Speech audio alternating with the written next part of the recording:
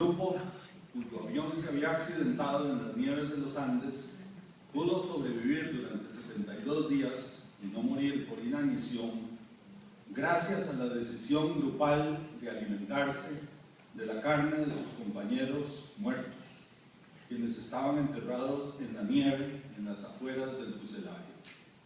No fue una decisión fácil de tomar, y en un principio algunos rechazaron hacerlo, si bien pronto se demostró que era la única esperanza de sobrevivir, y sobrevivieron. En estos dos ejemplos, desde el punto de vista del monismo jurídico, del derecho positivo estatal, los sujetos podrían ser culpables, pero desde el punto de vista del pluralismo jurídico, podrían ser considerados inocentes. Partamos de esta contraposición entre monismo y pluralismo. Por un lado tenemos la posición normativista, llamada también monismo jurídico, que defiende la idea de que el término derecho remite fundamentalmente a un conjunto, o más bien pirámide, de normas positivas de origen estatal. Una visión monista del derecho supone que un sistema jurídico existe cuando todas las normas jurídicas son producto exclusivo del Estado. Todas aquellas normas que están fuera del derecho estatal no pueden ser consideradas derecho. Esta es la posición de Kelsen y de Hart. En cambio, la posición institucionalista o pluralismo jurídico afirma la existencia de diversos ordenamientos. Ella pone en crisis el concepto mismo de derecho, o como se ha dicho, pone en tela de duda el postulado dogmático de la exclusividad y prevalencia del derecho oficial en la sociedad, al evidenciar la existencia de otros órdenes jurídicos, igualmente determinantes de los comportamientos sociales. Desde el punto de vista de la teoría de conjuntos, podríamos visualizar las intersecciones entre estos diversos ordenamientos. Para comprender adecuadamente el derecho transnacional del que voy a hablar, es necesario que nos desprendamos de la idea tradicional de que el ordenamiento jurídico es solamente el ordenamiento estatal. Si bien ya Durkheim empieza a mencionar un derecho diversificado, fue el profesor austriaco Ehrlich el primero en hablar de un derecho viviente y de la posibilidad de una pluralidad de sistemas jurídicos coexistentes. Comprobó en sus viajes por las diversas regiones de Austria que existían varios ordenamientos jurídicos en una misma sociedad. Para Ehrlich, el derecho no es necesariamente un producto del Estado. La anterior elemental constatación, denominada doctrina de la pluralidad de ordenamientos jurídicos, nos permitirá ubicar al derecho empresarial transnacional como un ordenamiento jurídico más. El jurista italiano Santi Romano, que no era romano, sino siciliano, ha señalado que la pluralidad de sistemas jurídicos resulta de la crisis de la hegemonía del Estado moderno. El Estado moderno fue formado por la eliminación y la absorción de los órdenes jurídicos superiores e inferiores y de la monopolización de la producción jurídica por parte del Estado. Santi Romano dice: no estamos lejos de asistir a un proceso inverso. Lo que se llama la crisis del Estado moderno implica precisamente que muchos grupos sociales tienden a construirse cada uno una esfera independiente. No obstante, el carácter un tanto sociológico de la teoría institucional del derecho de Santi Romano, pluralidad de sistemas jurídicos, tiene el mérito de habernos amplificado el horizonte de la experiencia jurídica más allá de las fronteras del Estado. En sus palabras, tales ordenamientos son posibles, no obstante las negaciones de quienes continúan aferrados al dogma de la estatalidad del derecho.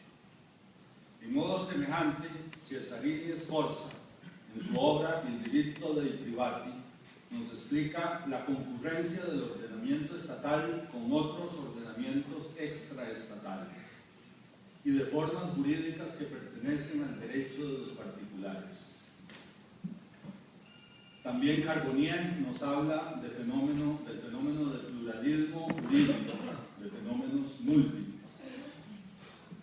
Como nos enseña don Fernando Mora, aquí presente, en su estudio Estructuralismo y Derecho, publicado en la revista de Filosofía de la Universidad de Costa Rica, lo que llega a revestir trascendental importancia es la derivación de conclusiones que podríamos sintetizar con la expresión ubi societas ibi jus, donde haya sociedad, ahí hay derecho. Es el fenómeno de la agrupación con fines inmediatos organizativos y normadores tendientes a fines inmediatos, lo que origina un sistema jurídico, dice don Fernando. Tal vez recordarán ustedes que en la isla de la desesperación, Island of Despair, como la llamó Daniel Defoe, no había sociedad ni había derecho hasta el momento en que Robinson Crusoe, un viernes, encontró a Viernes, a quien ayudó a escapar de una tribu caníbal, ya no hablo más de caníbales, y quien terminó siendo su siervo bajo su jerarquía a sus órdenes y según sus normas. Si definimos un ordenamiento jurídico estructuralmente, encontraremos que para su existencia al menos se requiere de algún grado de organización en la toma de decisiones, de medios de solución de controversias, de mecanismos de ejecución de las decisiones, muchos de los cuales nada tienen que ver con la coerción y coacción estatal. Todos estos caracteres los tienen otros ordenamientos jurídicos. Pensemos, por ejemplo, el derecho transnacional también de los gitanos, cuyas leyes orales, presididas por los mayores, a falta de un código escrito, marcan la diferencia con la mera costumbre y su vigencia trasciende las fronteras nacionales. En muchos casos, este ordenamiento y el ordenamiento estatal entran en conflictos, como en la reciente expulsión de los gitanos de Francia. Y en Costa Rica también. En 1942, un decreto del doctor Rafael Ángel Calderón Guardia prohibió el ingreso a Costa Rica de los gitanos y agregaba chinos, negros, tahúres, ladrones y gente así. También el derecho indígena ha sido reconocido como ordenamiento autónomo. Nuestra propia ley indígena de 1977 reconoce que las comunidades indígenas no son entidades estatales, artículo 2. Y hace 2 años un fallo de casación se basó en el convenio de la OIT que adoptó Costa Rica en noviembre del 92, el cual determina con carácter de instrumento internacional de derechos humanos tanto los derechos fundamentales de los pueblos indígenas como la existencia y reconocimiento del derecho indígena en cuanto orden jurídico válido, que se sustenta en su probado poder de autodeterminación original, el cual ha sido capaz de sobrevivir, dice la sentencia, generando su propio ordenamiento autónomo. La FIFA por su parte constituye el ordenamiento jurídico transnacional también del mundo del fútbol, con sus principios, como el principio de separación de poderes, su órgano legislativo, el Congreso, conformado por todas las asociaciones nacionales, en nuestro caso la Federación, sus normas, estatutos, código disciplinario, sus órganos jurisdiccionales, la Comisión Disciplinaria, la Comisión de Apelación, la Comisión de Ética, la Cámara de Resolución de Disputas, sus árbitros, sus sanciones, los contratos especiales que hay dentro del fútbol y la forma en que la FIFA gobierna a través de sus confederaciones a las federaciones de fútbol de todo el planeta. Al mismo tiempo, el ordenamiento canónico para los católicos, que son los sujetos de ese ordenamiento, también tiene estos elementos: principios y normas transnacionales, sanciones, centros de toma de decisiones.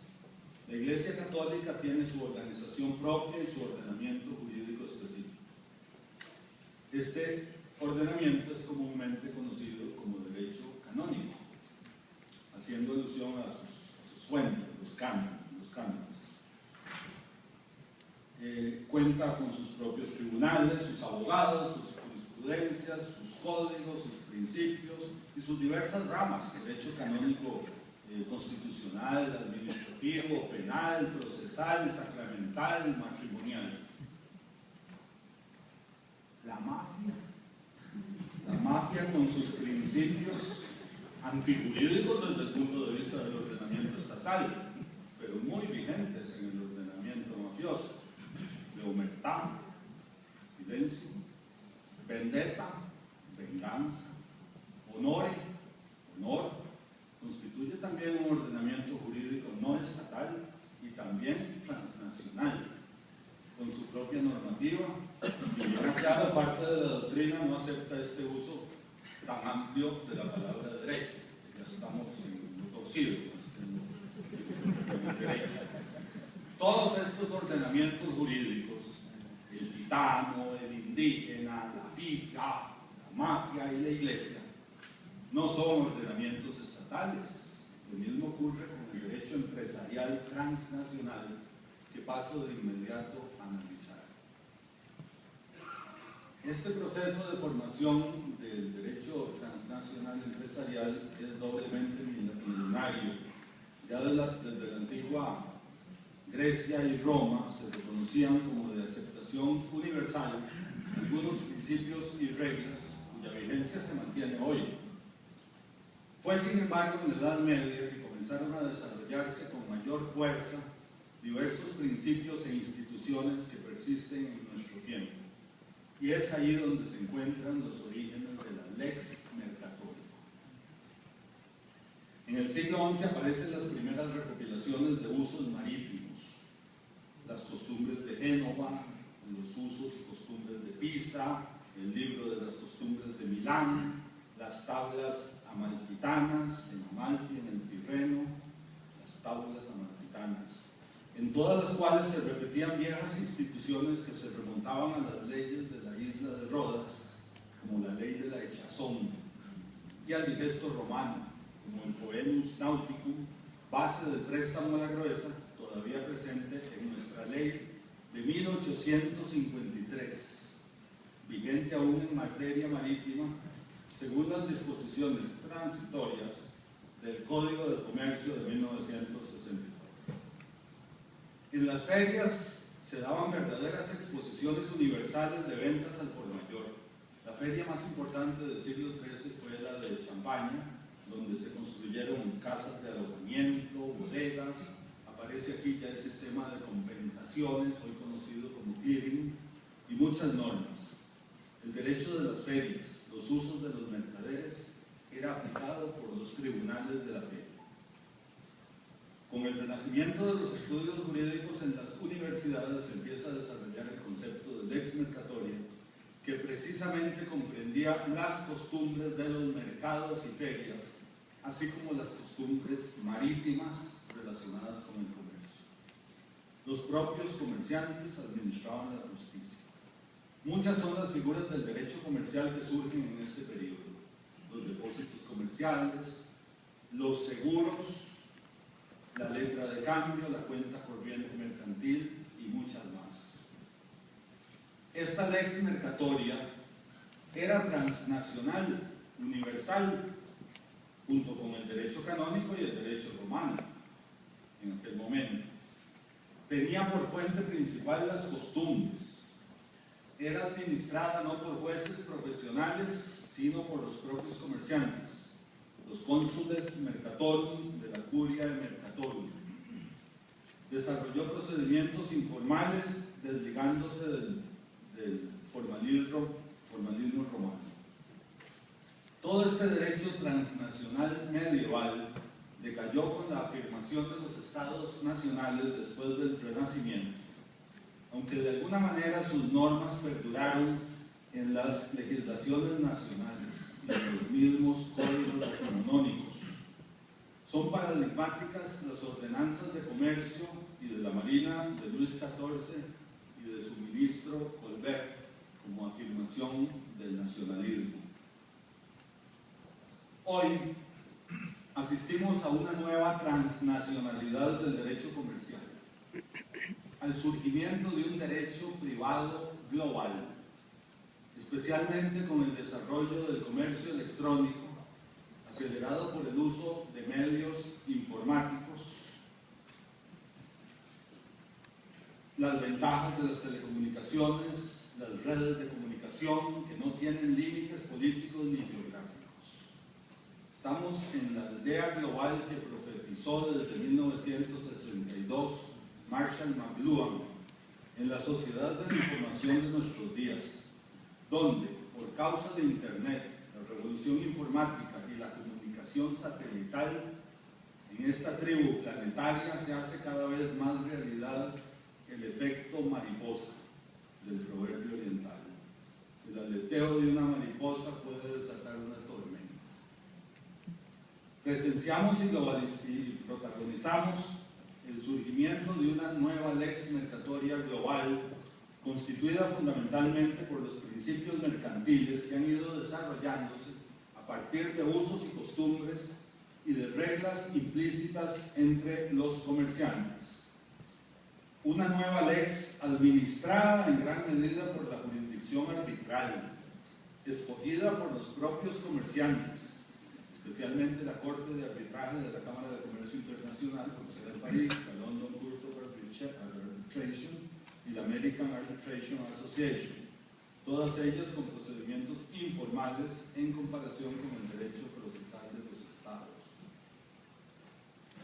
Además del derecho empresarial de origen estatal, empresarial tributario, empresarial laboral, empresarial penal, existe un derecho empresarial no estatal, sino transnacional y global, en expresión del DRAETA, Derecho Transnacional del Comercio Internacional, que es el derecho de la globalización de los contratos privados, o del derecho privado global o planetario.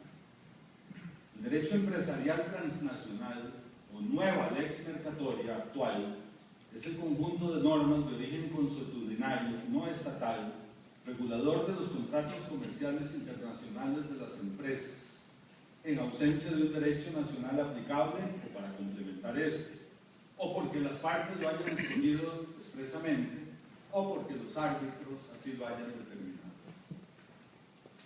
Este ordenamiento transnacional es reconocido a menudo a nivel interno. En un caso de ejecución de un laudo inglés no motivado de la Corte de Casación italiana, en una sentencia de 1982, resolvió negar el exequatur, afirmando que la costumbre exige que un laudo sea motivado. Un laudo motivado es contrario a un principio, un laudo no motivado es contrario a un principio de la lex mercatoria, dijo la Corte italiana, aplicando el derecho transnacional, no el derecho italiano. Este derecho ha sido definido como el cuerpo de reglas e institutos relativos al comercio internacional comúnmente aplicados por los comerciantes, con la conciencia de que se trata de reglas jurídicas, o al menos de que los demás contratantes se comportarán observando las mismas reglas. En palabras del colega Ignacio García, pareciera que el Estado moderno empieza a desplazarse hacia nuevas formas sociales. Una de estas redes de comunicación paralelas es la ley de los comerciantes o lex mercatoria. Si bien es cierto que en definitiva podría ser la jurisdicción de algún Estado la que dotaría de validez y eficacia mediante el exequatur a un laudo extranjero, la verdad es que el derecho empresarial transnacional configura en sí mismo un ordenamiento, con reglas propias, con jurisdicción no estatal, con sanciones propias, por lo que los laudos suelen ser cumplidos voluntariamente. La sanción sería la exclusión del gremio, las listas negras, y con un sistema de producción de normas propio e independiente de cualquier sistema estatal. ¿Cuándo se aplica este derecho empresarial transnacional? Bueno, cuando los particulares crean contratos atípicos, iguales en todo el mundo, como han surgido así el leasing, el franchising, las partes siguen los usos y costumbres del comercio internacional en sus relaciones, cuando las partes expresamente adoptan como ley del contrato alguna recopilación de usos y costumbres, por ejemplo los Incoterms, las reglas de Orcambeles, cuando las partes se someten a un arbitraje según los principios de UNIDROIT. Los principios de UNIDROIT son una elaboración a partir de usos y costumbres realizada por grandes juristas de todo el planeta, que en este momento está siendo usada por diversas cortes arbitrales prácticamente como un código. O sea, yo he encontrado montones de laudos de la Cámara de Comercio Internacional que simplemente dicen, de conformidad con el artículo 74.5 de los principios de UNIDROIT, los daños que se indemnizan son los previsibles, no los imprevisibles, y por eso en este caso procede tal. O sea, aplicando los principios de UNIDROIT como un código. Es un poco extraño. No es un código, es una recopilación simplemente. También se aplican cuando las partes expresamente deciden no aplicar ninguna ley nacional. ¿Cuál es el objeto de regulación de este derecho? Ya lo dijimos, son los contratos del comercio internacional. ¿Cuáles? Bueno, en muchos ámbitos, las costumbres bancarias, las costumbres marítimas, toda la contratación aeronáutica y prácticamente todos los ámbitos del comercio internacional. Un ejemplo de la contratación aeronáutica como ordenamiento especial, a pesar de las leyes de aviación civil que puedan existir en todos los países, es la IATA, International Air Transportation Association. En buena medida, la globalidad actual de esta nueva lex mercatoria se debe en lo material al desarrollo del transporte aéreo, al acortamiento de distancias por medio del vuelo, a los rápidos avances de la llamada era del jet, y en lo jurídico a nuevas formas de contratación entre las mismas empresas aéreas, a los llamados acuerdos de cooperación y especialmente, les decía, a la IATA, y en modo subsiguiente a la nueva IATA reformulada sobre las bases que había, que busca dictar pautas uniformes, evitar competencia desleal, establecer medidas de seguridad en relación con pasajeros o mercancías peligrosas, así como condiciones del embalaje, y discutir problemas específicos, además de brindar servicios de cámara de compensación. Esta organización funciona como fuente de prácticas, pues sus acuerdos se incorporan en los documentos de transporte. Desde el punto de vista de la nueva lex mercatoria, el fenómeno IATA nos evoca el desarrollo medieval de las organizaciones de los propios comerciantes, pues representa una manifestación del derecho de los particulares, diritto del privado, fruto al margen del Estado de los usos de los propios operadores del comercio, quienes crean y administran sus propias reglas.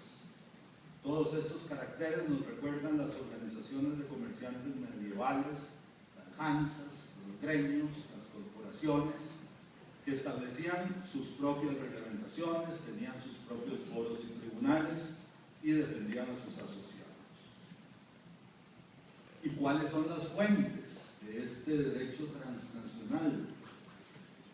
La doctrina habla de tres categorías: los principios generales de derecho, los usos y costumbres y las reglas establecidas por la jurisprudencia arbitral.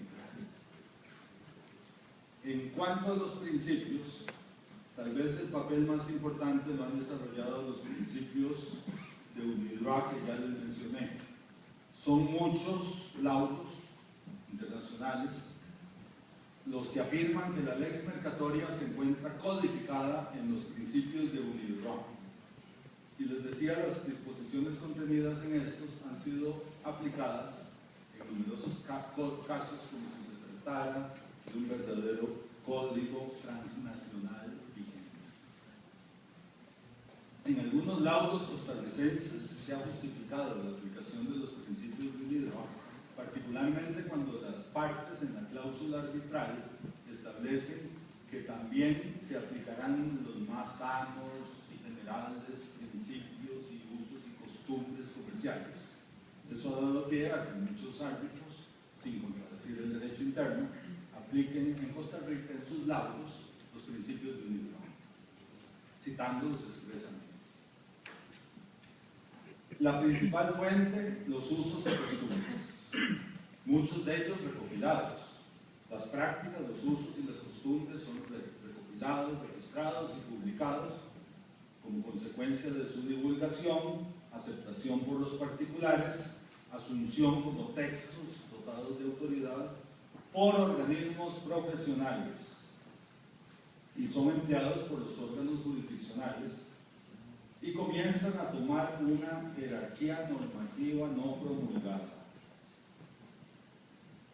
Algunas de las recopilaciones, tal vez la más universalmente conocida son los Incoterms, son recopilaciones con las que se expresan las obligaciones de compradores y vendedores, constituyen verdaderas normas usualmente establecidas en los contratos de compraventa internacional con el fin de brindar orden y seguridad jurídica en las transacciones y son utilizados a nivel mundial. Las partes no tienen que negociar mucho para establecer, por ejemplo, que el vendedor se hará cargo de producir la mercadería, de enviarla y de enviarla asegurada. Para un comerciante alemán, chino, francés o panameño, basta decir CIF. O sea, en una pequeña sigla se sintetizan una serie de obligaciones. Obligaciones que se refieren a qué? Distribución de gastos, hasta dónde llegan los gastos del vendedor, qué es lo que va a cubrir su factura. Transmisión de riesgos, en qué momento los riesgos de perecimiento de la cosa se transmiten al vendedor. Los nuevos Incoterms 2010 establecen, por ejemplo, que en una venta CIF el riesgo se transmite hasta que la mercancía es puesta a bordo. En los anteriores se decía cuando la mercancía pasa la barandilla del buque. La nueva costumbre es que sea puesta a bordo. Regulan también el lugar y la forma de entrega y, por último, las diligencias documentales. ¿Quién está a cargo de obtener determinados documentos de exportación o de importación? Eso en cuanto a la compraventa. También podemos mencionar las prácticas bancarias, especialmente las recopiladas por la Cámara de Comercio Internacional, las reglas uniformes sobre garantías contractuales, las reglas uniformes sobre cobranzas, reglas uniformes para garantías a la vista.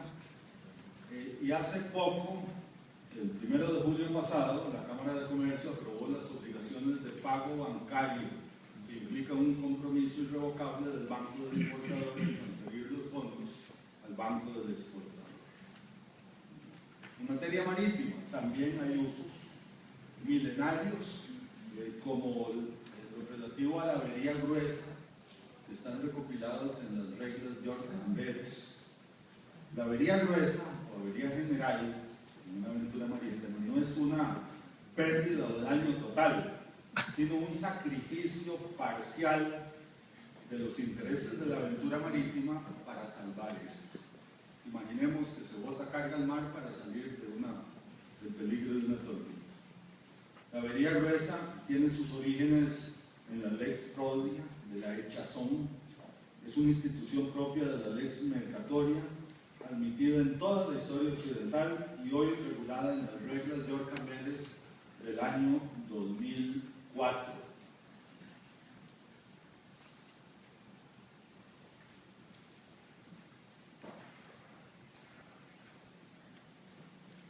Bueno, hay avería gruesa cuando para preservar una aventura marítima se produce un gasto o sacrificio voluntario, es una decisión del capitán, y para que funcione la institución tiene que ser exitosa, por supuesto, la aventura marítima. Hay usos no recopilados. además de todos estos que he mencionado, que están recopilados y son de aplicación mundial, hay otros no recopilados. Y ahí en cada caso tocará al abogado, al litigante o al juez determinar cuáles son los usos de una determinada ciudad, plaza o puerto. Finalmente, la jurisprudencia arbitral, particularmente la de la Cámara de Comercio Internacional. Ha sido la jurisprudencia arbitral la que se ha encargado de afirmar los principios del derecho transnacional, muchos de los cuales fueron incorporados después en los principios del UNIDROIT, que acabo de mencionar. Algunos de los principios jurisprudencialmente afirmados por la jurisdicción arbitral de la CCI, Cámara de Comercio Internacional, en muchos casos en aplicación de UNIDROIT, han sido la autonomía de la cláusula arbitral, principio incorporado en este momento de nuestra ley de resolución alterna de controversias.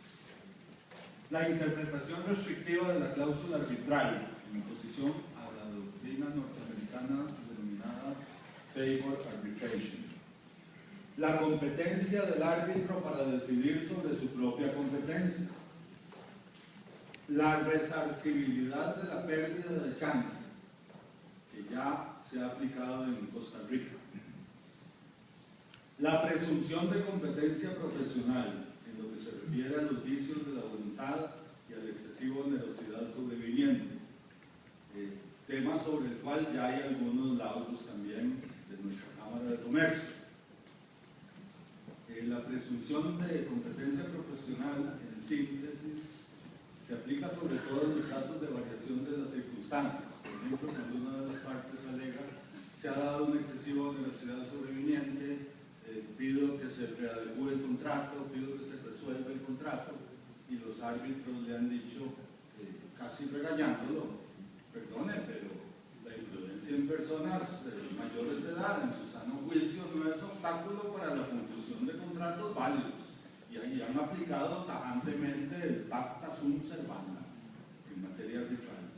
Si las partes hubieran querido una modificación de los términos contractuales por un cambio de circunstancias, debieron haberlo previsto. No me diga, señor comerciante, que usted no se imaginó que el dólar podría subir, porque los precios podían subir. En realidad, lo mismo se ha aplicado en materia de vicios de la voluntad. Cuando ha habido comerciantes que alegan en una corte arbitral, es que me equivoqué, es que no sabía lo que estaba firmando, sale regañado. Los deberes de comunicación y cooperación entre las partes, que también hemos aplicado en algunos laudos arbitrales en Costa Rica. Recuerdo uno con don Fernando Mora, que era árbitro conmigo en ese caso. La buena fe en la formación, en la ejecución y en la interpretación del contrato. Los deberes de evitar daños a la contraparte. El principio de respeto al fin y muchos otros más. Principios, todos estos, que no están codificados, pero que son de aplicación universal en muchísimas cortes arbitrales. En síntesis, el derecho empresarial transnacional, la lex mercatoria, configura un ordenamiento con reglas propias transnacionales, con jurisdicción no estatal, con sanciones propias y con un sistema de producción de normas independiente de cualquier sistema estatal.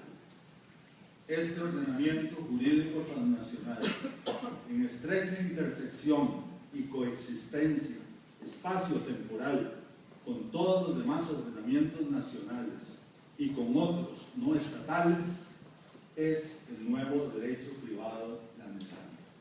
Muchas gracias.